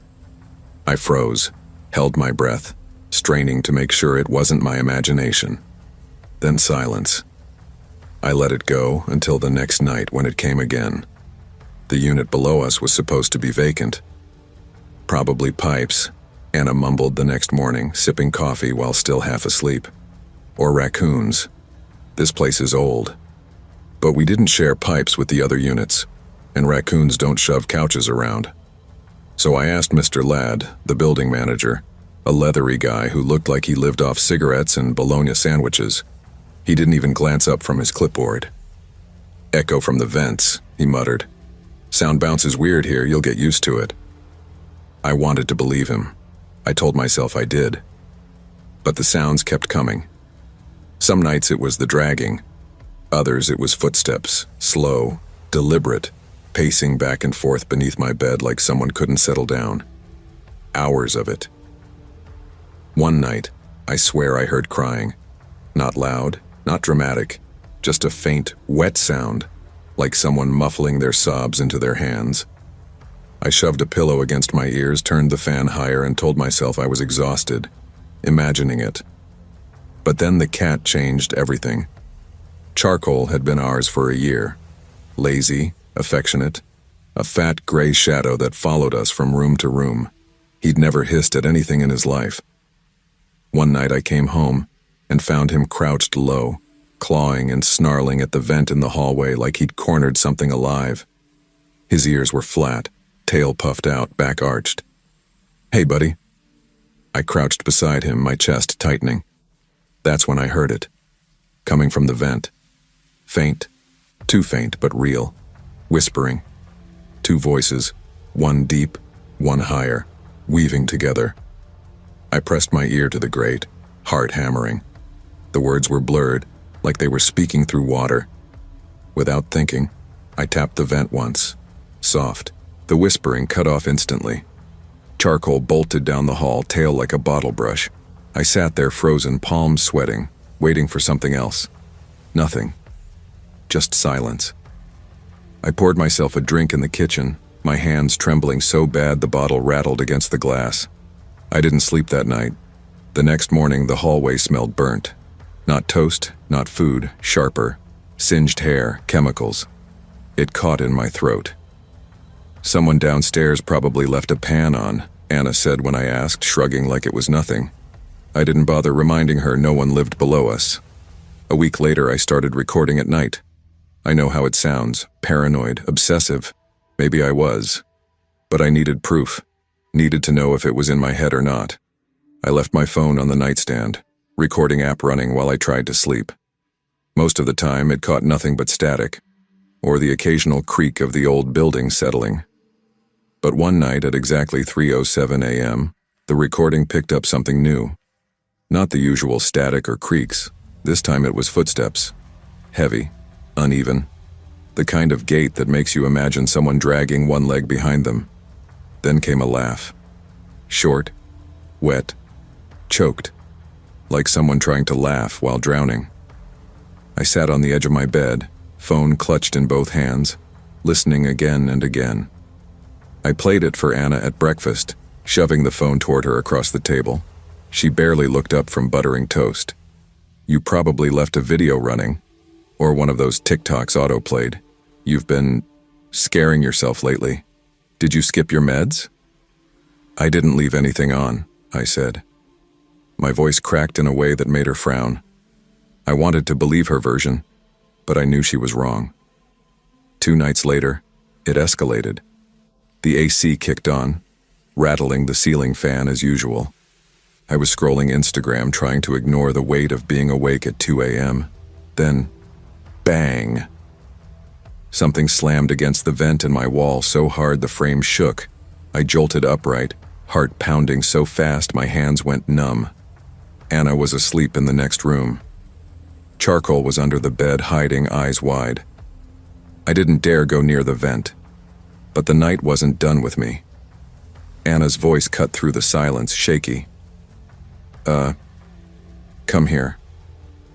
I walked into the living room and found her standing behind the couch, holding a bundled towel at arm's length. She unwrapped it just enough for me to see what she'd found. It looked like a doll. Or what had once been a doll. Melted, warped, blackened. Its arms fused to its body, its face twisted into a half-expression that wasn't quite human. Burnt plastic clung to its scalp like hair. Charcoal growled low in his throat and bolted from the room. It was shoved back there, Anna said quickly, defensive, as if I might accuse her of planting it. Probably from the last tenants. Toys get lost behind furniture all the time. I shook my head. No. I helped you move in. This place was spotless. She didn't argue. Instead, she called Mr. Ladd. He arrived 15 minutes later, smelling of sweat and stale coffee, his shirt clinging to him. He glanced once at the doll, face tightening. You two been messing around in the basement storage? No, Anna said flatly. He nodded, muttered something under his breath, and left without another word. Didn't take the thing, didn't explain. Stopped answering our texts after that. The following weekend I stayed awake past 3, too hot to sleep anyway. At 3:12 I felt it, a vibration, faint but deliberate, pulsing up through the floor beneath me. I turned off my fan, slipped my headphones down, waited. Then it came. 5 knocks. Slow, measured, directly beneath my bed. I stared at the ceiling, frozen. Another 5 followed. I don't know what possessed me, but I knocked back, 5 taps of my knuckles against the floorboards. Silence stretched. Then a voice. Not from the vent this time, from the floor itself, carried up through the wood. A whisper, low and urgent. Don't answer the door. My chest locked tight. I couldn't move, couldn't breathe. A second later, 3 hard knocks rattled our apartment door. Confident, insistent. Not the kind of knock that waits for permission. Every nerve in my body screamed, but I walked into the hallway anyway, looked through the peephole. Nothing. Anna slept on, oblivious. I stood there for 5 long minutes before finally sliding the chain across and stumbling back to my room. The next morning, claw marks covered the inside of our front door. 4 deep grooves etched into the wood, jagged and uneven, like fingers, or something worse. Later that day, in the laundry room, I worked up the courage to ask one of the older tenants about the unit below ours. She gave me a long, pitying look. "Honey, that place has been sealed for years. 10, maybe more. Fire gutted it. Poor boy died. His uncle locked him in. Real tragedy." "There's no record of that," I whispered. She nodded, slow. "No, there wouldn't be. Private property. They kept it quiet." That night, I made the worst choice of my life. I waited until Anna was asleep, turned off every light, sat cross-legged on my bedroom floor with only the glow of my phone. The vent cover was just inches from me. My hands shook as I unscrewed it. The shaft was black, dusty, warm air whistling through from the ancient AC system. At first I saw nothing, just shadows. Then movement. A shift, faint but undeniable. A hand, small, pale, reaching upward, not grabbing, just stretching, searching. I dropped the screwdriver, slammed the vent shut, screwed it back with shaking fingers. My chest heaved like I'd been running. I didn't tell Anna, just told her the next morning we needed to leave. "Are you having another episode?" she asked, studying me like she was scared of the answer. Maybe I was, but I couldn't stay. 2 weeks later, we packed what we could and left for a studio closer to town. I didn't look back at Green Pine, not once. It's been years. Therapy helps. I'm stable now. I work in a bookstore. I have a boyfriend who teases me about triple-checking locks and refusing apartments with floor vents. Charcoal's still alive, still follows me room to room. But some nights in unfamiliar places, hotels, old apartments, I freeze when I hear footsteps above me. Or worse, below me. Because sometimes, just like then, I hear it again. A whisper deep in the walls crawling up from under the floorboards. Don't answer the door. Not all warnings come with sirens. Some slip into your ears in the dark. And the scariest things aren't always what knock. Sometimes it's what waits beneath your feet, quiet, patient, hoping you'll open the door, hoping you'll let it in.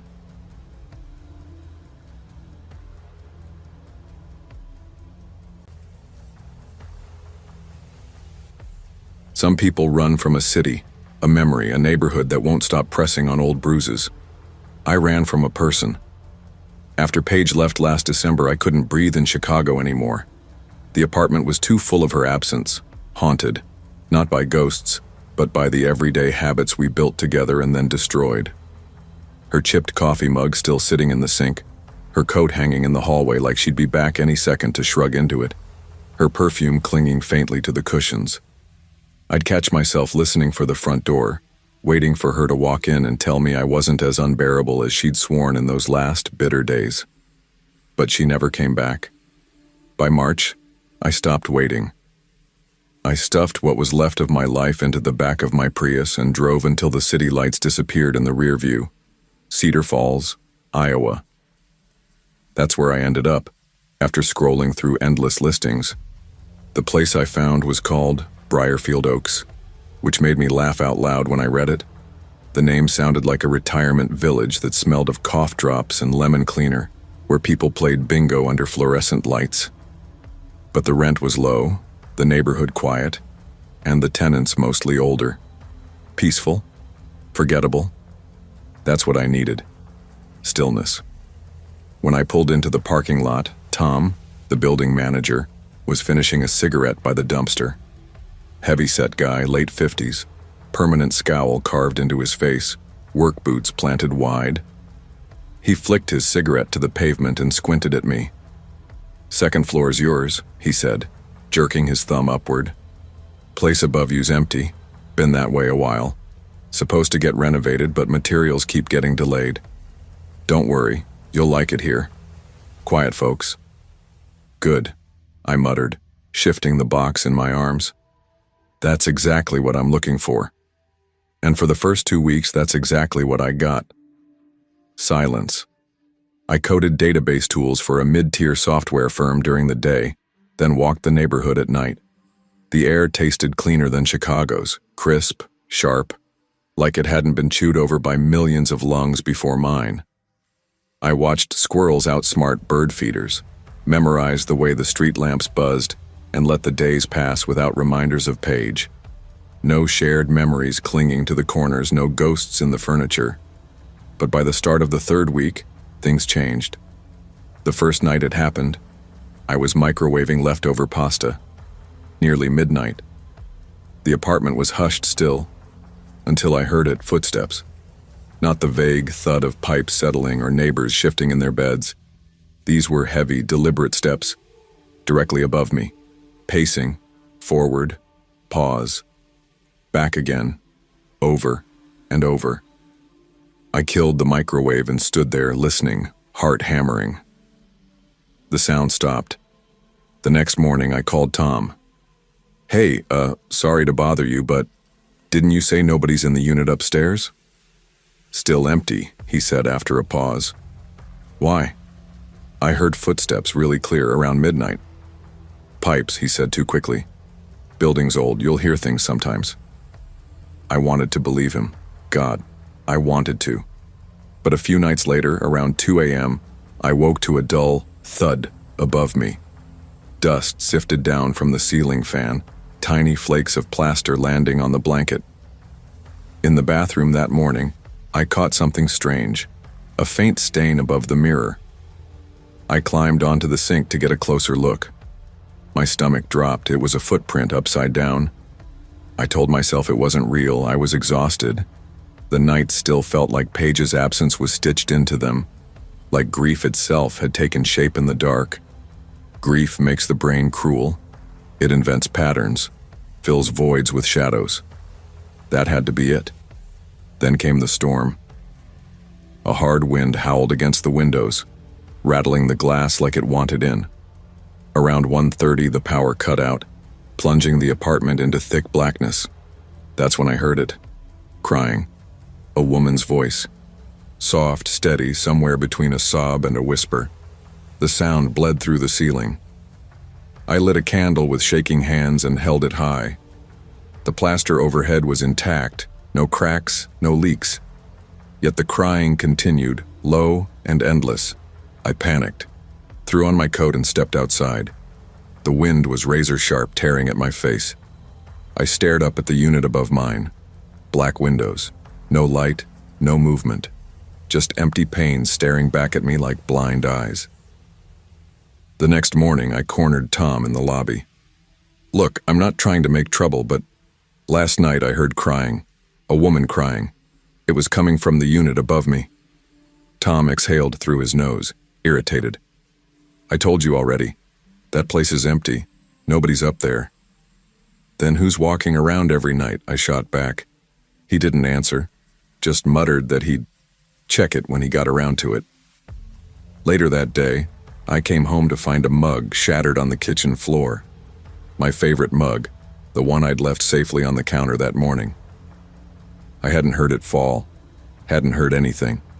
It was just there, broken, scattered, as if it had leapt on its own. A few hours after the mug shattered, the bathroom mirror split. One clean crack straight down the middle, as if someone had dragged a blade across it. I hadn't slammed the door, hadn't even touched the glass.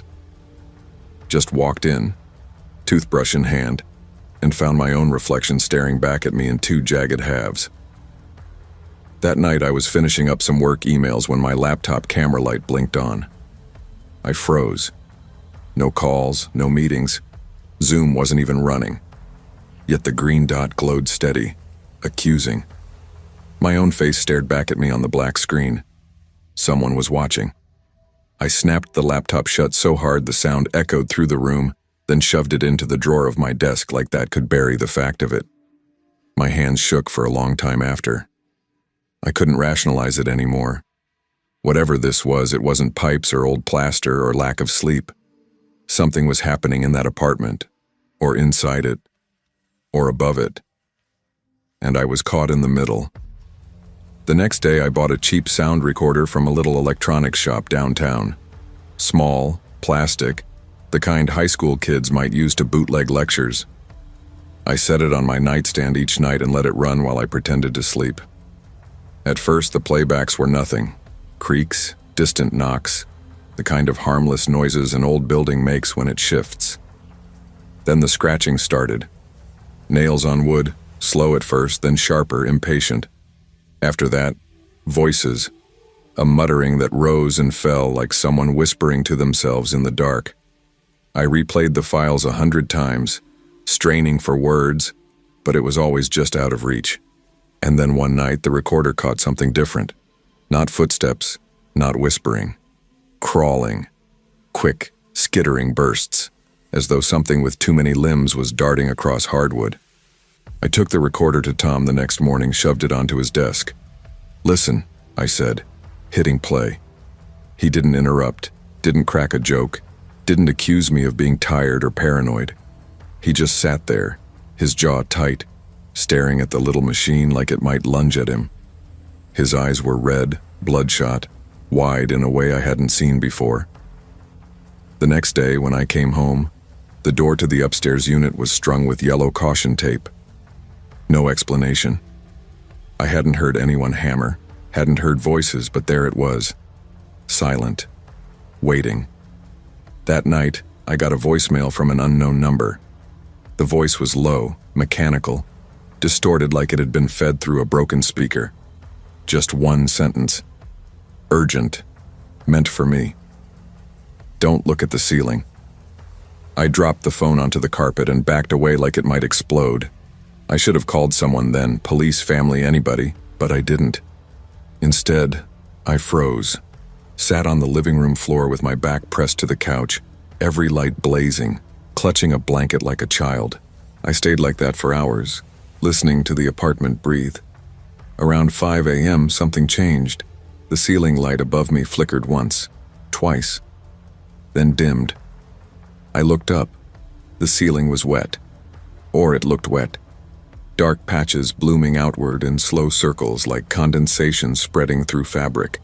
Then with a sharp sound, a crack split right down the center. Behind it, movement. Not a shape I could name, not a face, just the suggestion of something shifting in the crawl space above. Something aware. I ran. No bag, no jacket, just keys in my fist. I drove until I reached the edge of town, parked in a strip mall lot, and sat in the driver's seat until the sky turned pale with morning. My breath fogged the windows. My pulse didn't slow. By noon, I forced myself back. Not because I wanted to, but because I didn't know where else to go. Tom met me in the hall, walked the unit with me, slow, silent. The ceiling was fine. No water damage, no cracks, no smell. Like nothing had ever happened. He studied me with that squint of his. "You under stress?" he asked finally. "You okay?" I didn't answer. Couldn't. That night, I didn't step inside. I curled up in the driver's seat of my Prius instead, engine idling, lights on in the apartment above me. I slept there, and the next night, and the night after that. On the fourth day, I found the article. 2010. A snowstorm knocked out power for several days. A woman in the upstairs unit went missing. No forced entry, no struggle. Family said she'd become withdrawn in the weeks before, complaining of pacing, whispers, sounds in the vents. She was never found. The apartment was never officially cleared. I didn't pack, didn't clean. I left most of my furniture where it stood and drove away without looking back. Tom never called, never asked. Maybe he understood. That was more than 2 years ago. Since then, I've moved 3 times. Different states, different cities. Every time I tour a new place, I ask one question before anything else. Is there a unit above this one? If the answer is yes, I leave. But it doesn't matter. I still hear it sometimes. In hotels, in old houses, even once in the guest room at my sister's. A faint scuttle in the ceiling, a soft tapping in the plaster. I tell myself it's nothing. I try to ignore it. But every now and then, just as I'm about to sleep, the air grows heavy. The stillness presses down. And I hear it again. Don't look at the ceiling. Some things don't stop when you move. Some things follow. Not because they want to hurt you, at least not at first, but because you ignored them. Because they've been waiting too long for someone to listen. And when something finally warns you not to look up, believe it.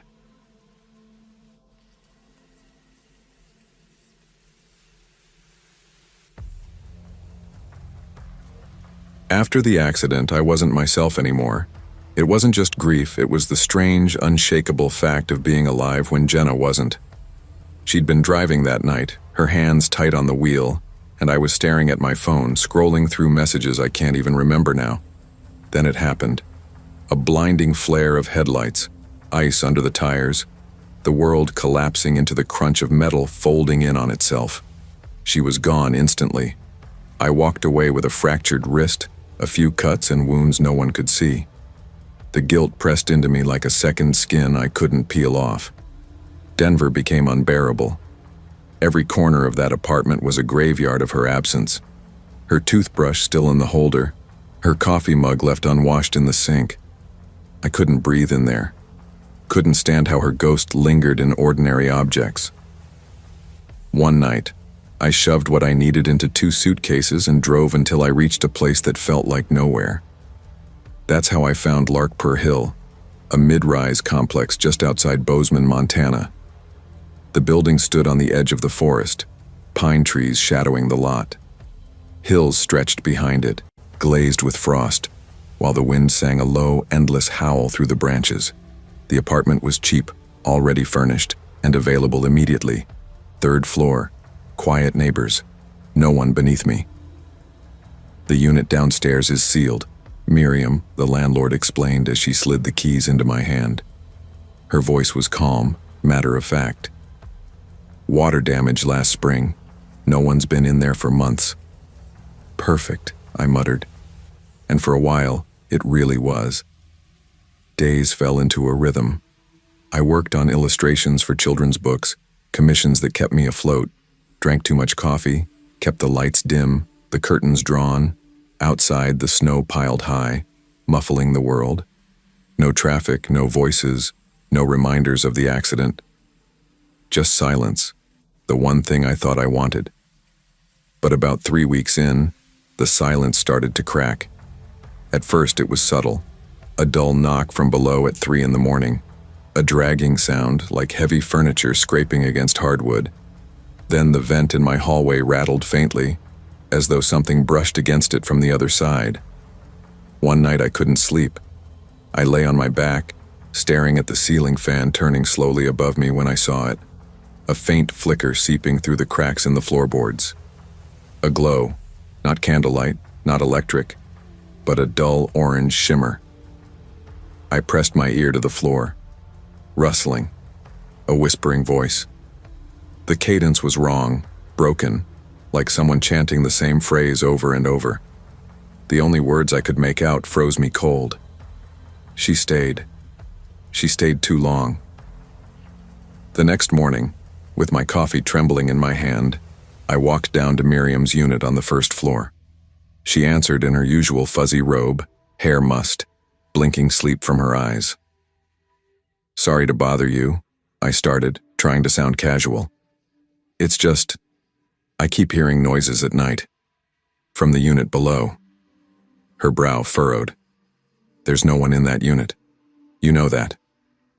Could someone have gotten in?" She shook her head firmly. "No.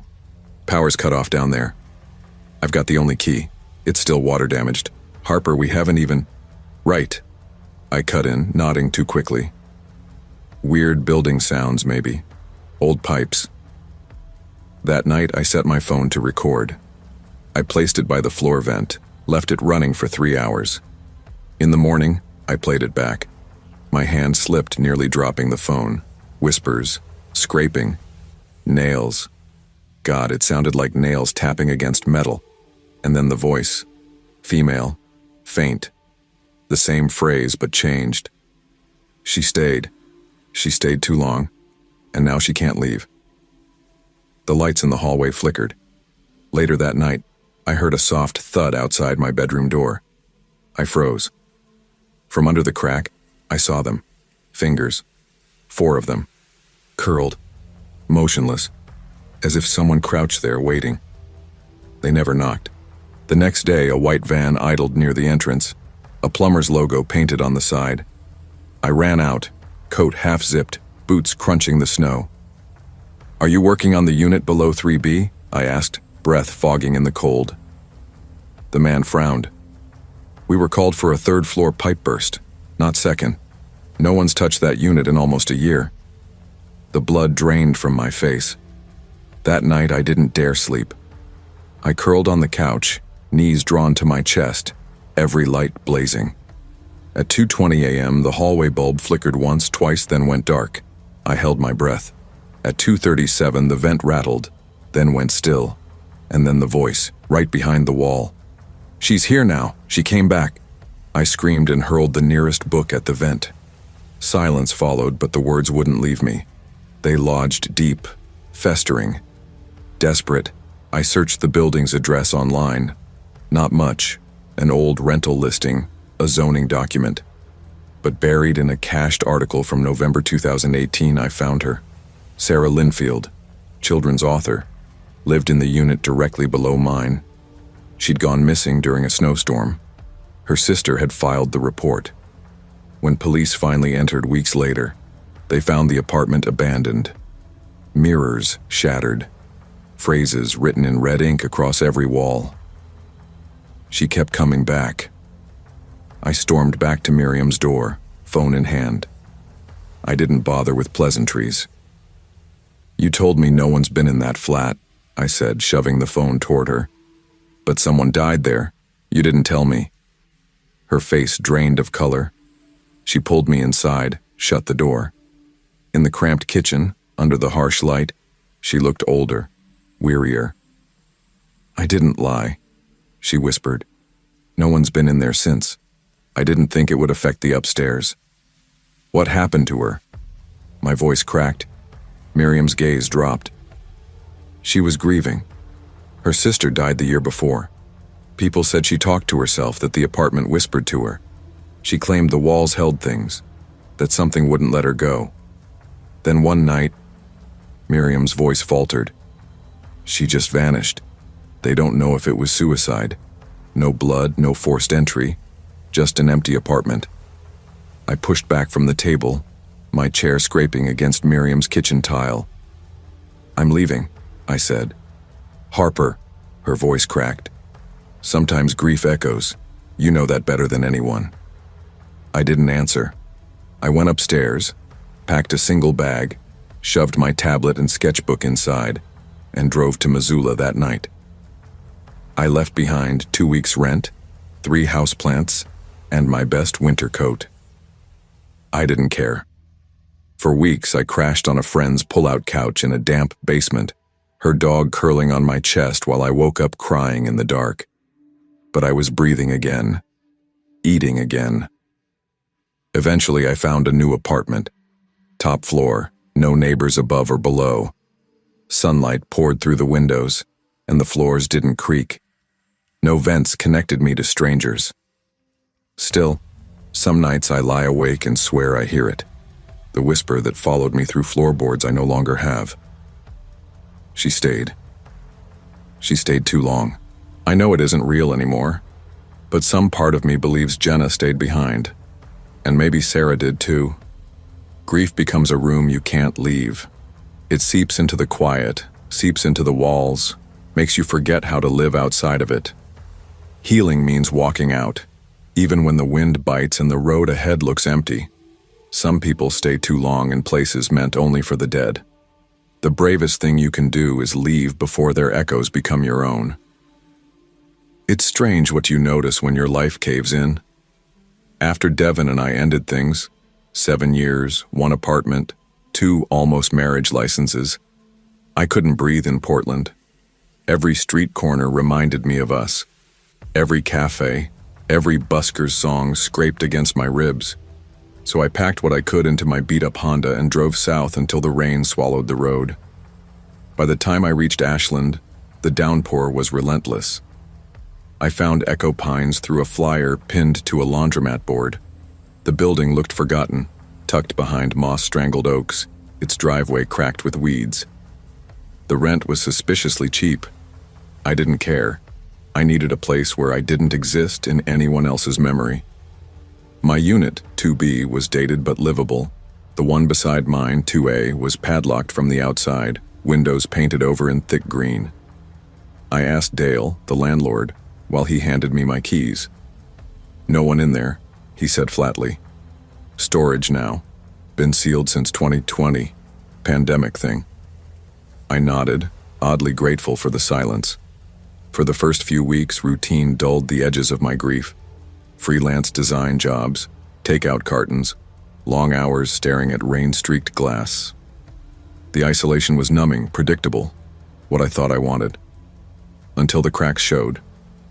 At exactly 3:14 a.m., every night, a soft knock echoed through the wall between my kitchen and 2A. Always 3 slow taps. Then silence.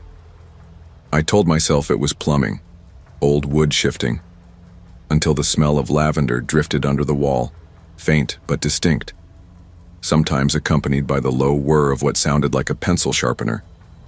One night, half asleep, I pressed my ear against the kitchen wall. At first, nothing. Then came the scrape of chalk against tile, followed by a woman humming a lullaby. Sweet at first, then off-key, cracking apart like it had fallen out of rhythm with the world. I started recording audio journals, just voice memos on my phone, left running overnight. The mic pointed at the wall. I expected nothing, only proof that it was in my head. But on the 5th morning, when I hit play, my blood went cold. A woman's voice, brittle, whispering the same phrase again and again. "Not yet. Not yet." Still drawing. Followed by the sharp tapping of nails on glass. I didn't sleep for 2 nights. On the 3rd, I woke to find every frame on my gallery wall flipped upside down. Not one disturbed except the nail nearest to 2A's wall. That nail lay on my pillow. I texted Dale. "What's going on in 2A?" His reply didn't come for a day. "Still sealed. No one's in there." I didn't believe him. The last straw came a week later. I came home, groceries in hand, and found a pencil on my doormat. Short, bitten at both ends. Taped to it was a torn page from a sketchbook, the smooth ivory kind I knew too well. On it, in heavy graphite, was a drawing of me.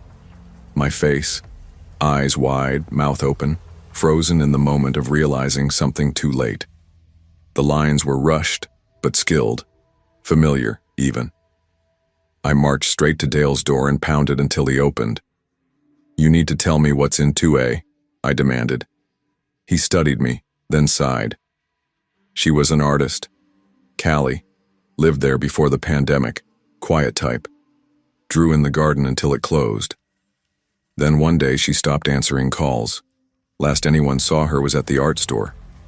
When cops forced the door, the walls were covered in sketches, hundreds of them, all of herself. Each one worse than the last, less human, more warped. They never found her, just the drawings. We locked it, left it. The green paint? That was hers, her last project. I packed that night. Left behind my printer, backup drives, even my desk. I didn't want anything that had touched that wall. I drove to my brother's place in Eugene, arriving at 3 in the morning. He didn't ask questions. Now I work from cafes, I live with people, I draw less. And when I do, I keep the lights blazing, music blasting.